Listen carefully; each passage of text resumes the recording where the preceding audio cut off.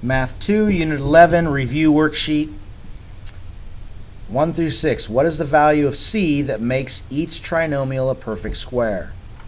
Well, it's pretty easy. We look at this. This is B, so we think half of B squared, or half of 16 is 8. 8 squared is 64. Half of B squared, half of negative 8 is negative 4, and negative 4 squared is 16. Half of 6 is 3, and 3 squared is 9. Half of negative 14 is negative 7, and negative 7 squared is 49.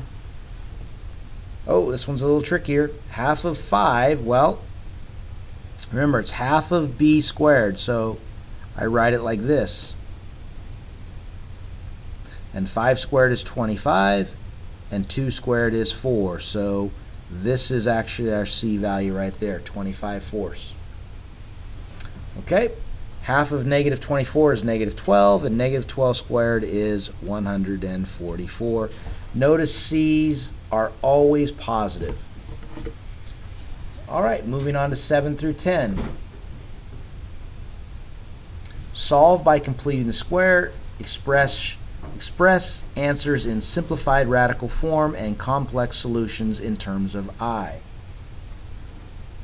All right, so to complete the square, we want to, first, the easiest thing to do is get this 32 out of here by adding the opposite. So I'm going to add negative 32 to both sides.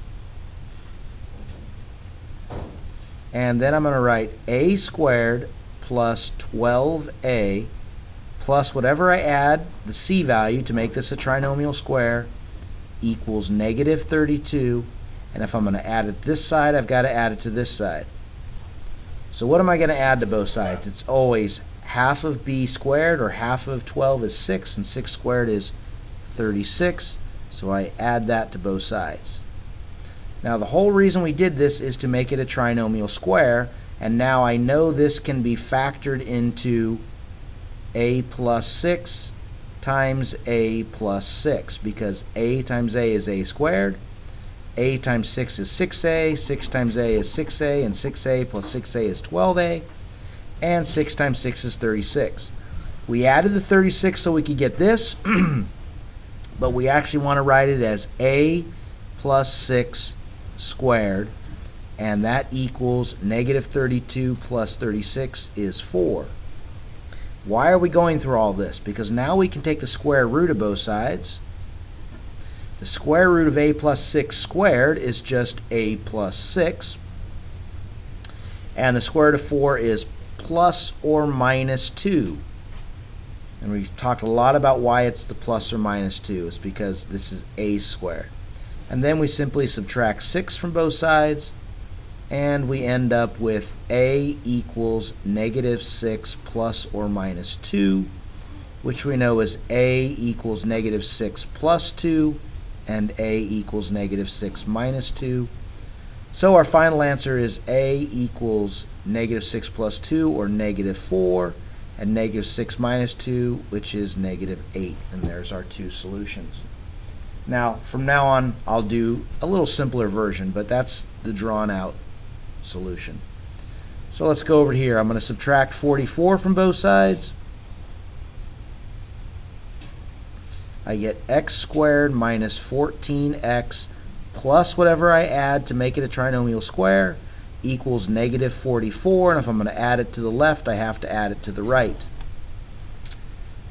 Half of negative 14 is negative 7, and negative 7 squared is 49.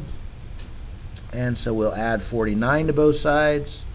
And this becomes x minus 7 squared equals 5. Take the square root of both sides, and we end up with x minus 7 equals plus or minus the square root of 5. I'll add 7 to both sides, and I end up with x equals 7 plus or minus square root 5. And remember, my two solutions are 7 plus square root 5 and 7 minus square root 5. All right, going on to number 9. Okay, Alright, now this one's a little trickier because that leading coefficient is different. So again, I'm going to subtract 24 from both sides. I think this is the easiest way to solve these. Alright, now we have 2n squared minus 12n equals negative 24. Alright, so before I go any further, I want to get this n have a leading coefficient of 1.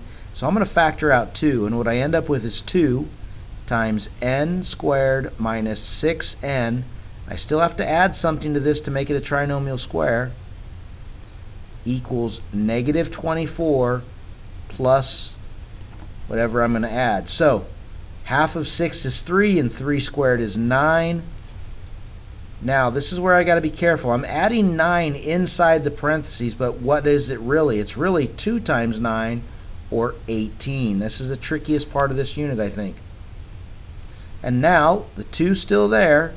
N minus, oops, not 6, I'm sorry, n minus 3 squared equals negative 24 plus 18, or negative 6.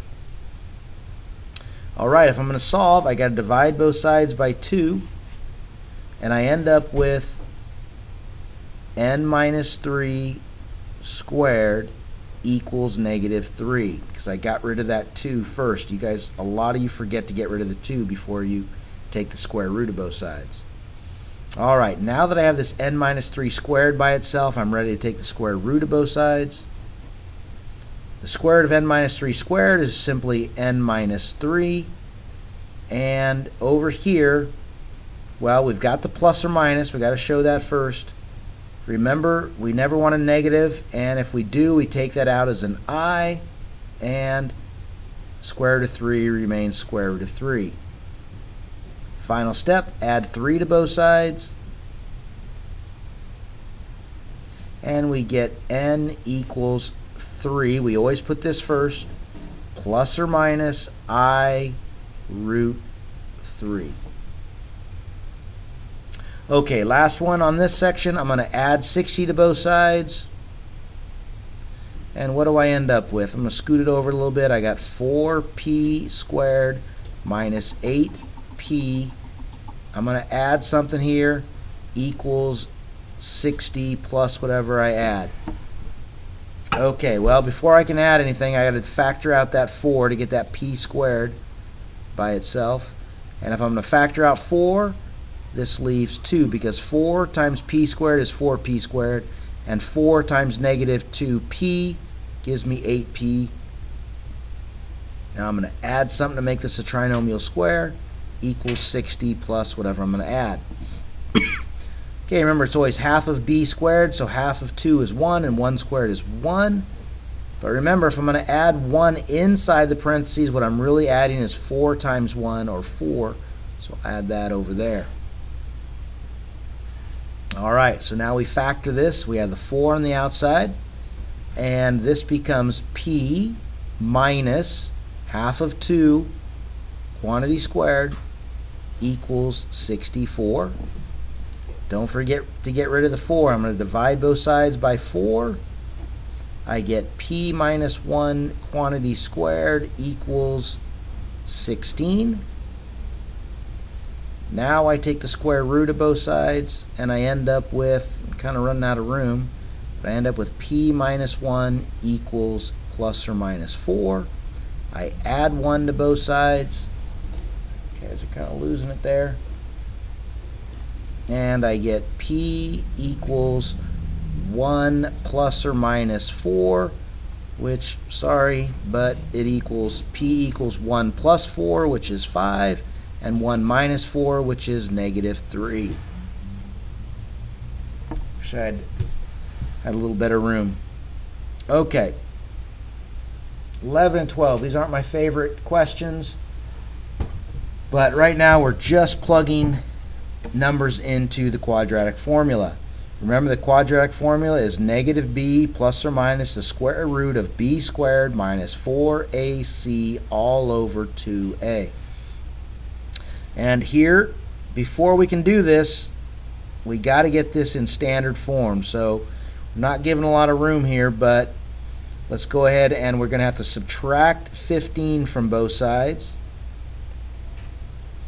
All right, when we subtract 15, this becomes 0. And just looking to where I should write this, I guess I'll write it down here. So it becomes x squared minus 9x, and then negative 15 plus 21, or 21 minus 15 is plus 6 equals 0. Okay, now it's in standard form, so we have a equals 1, b equals negative 9, and c equals 6. So from there it's pretty straightforward. Just plug it in.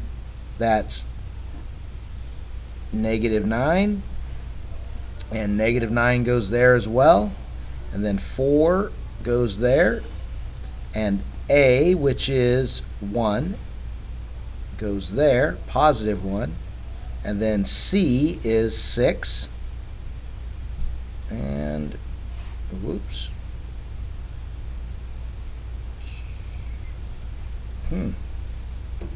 negative 15,